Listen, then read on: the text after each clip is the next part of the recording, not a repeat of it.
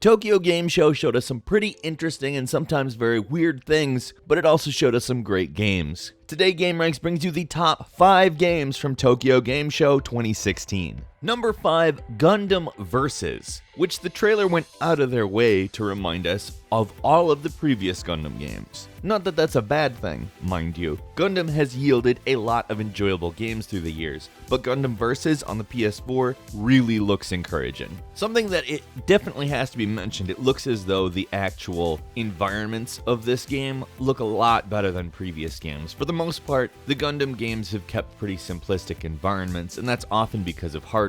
A lot of the Gundam games have appeared on handheld platforms as opposed to full-blown consoles or PC. And while by no means is Gundam Versus the first console Gundam game, it looks like probably one of the more fully realized console Gundam games. If you played Gundam Force, it's building upon that style of gameplay, obviously with an expanded roster as this is a bigger game. But that gameplay realized to its full potential, I'm there. And if it actually pans out as though it's looking like, I'm gonna have to go ahead and say it's probably gonna be at least one of the best Gundam games. Number 4, Digimon World Next Order, which a lot of PlayStation Vita fans really wanted to bring over to the United States, but I think they got something better, a PlayStation 4 version that doesn't exist in Japan. They literally ported it to the PlayStation 4 in order to bring it over here. And I have to say, I really approve of this. Nothing against the PlayStation Vita, it's actually a great handheld. And as hardware, I like it more than the 3DS, flat out. But it just doesn't have the install base here to make stuff like this as worthwhile as it could be.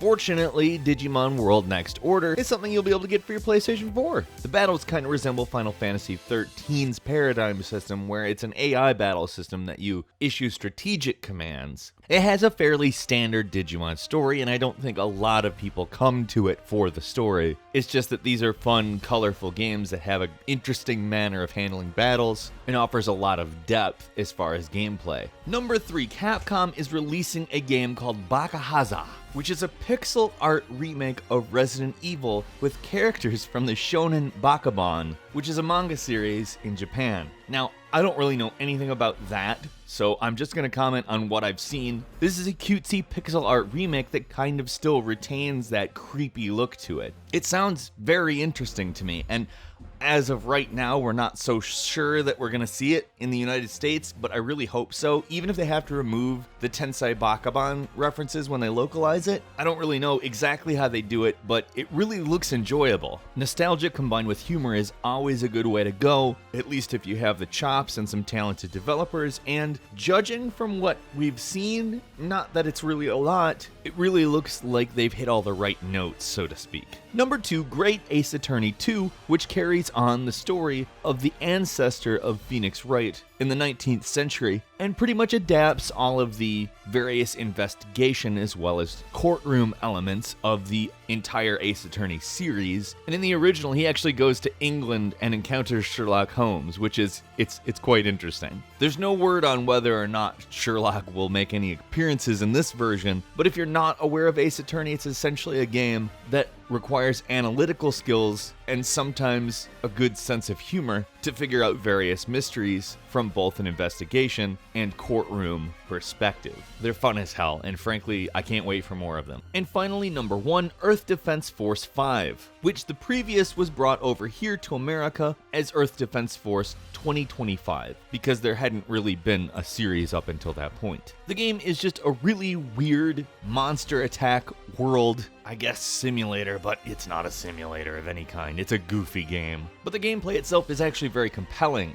and the scale of the wars in it, at least in the previous version of it, are actually quite large. The monsters were also very cool as well, and I expect that having the ability to do this game on next-gen hardware is essentially going to be a massive upgrade. They'll probably add some gameplay elements as well, but I'm more excited for just playing it on something that's a little bit more capable than the PlayStation PS3 and the Xbox 360. And if you know me, you know I love weird. This is weird. The best kind of weird. Couple of bonus games for you. The first is King's Knight Wrath of the Dark Dragon, which is a reboot of a very old NES game that's kind of somewhere between a top-down scrolling shooter and a Final Fantasy-style party RPG. It ties into Final Fantasy 15 in that it's a game that the characters in that game play on their smartphones, and I think that it looks really fun. And Naruto Ultimate Ninja Storm 4's expansion called Road to Boruto, which is a really fun anime-themed 3D fighting game that has a degree of complexity that you wouldn't really expect. I mean, there's a lot of Naruto games, and this actually is a really good one. This is obviously an expansion, so it's just more content for it, but the game is really worth playing. What's your favorite game from Tokyo Game Show this year? Let us know in the comments what you're thinking. If you enjoyed this video, please hit like, and if you're not subscribed, now is a great time to do so.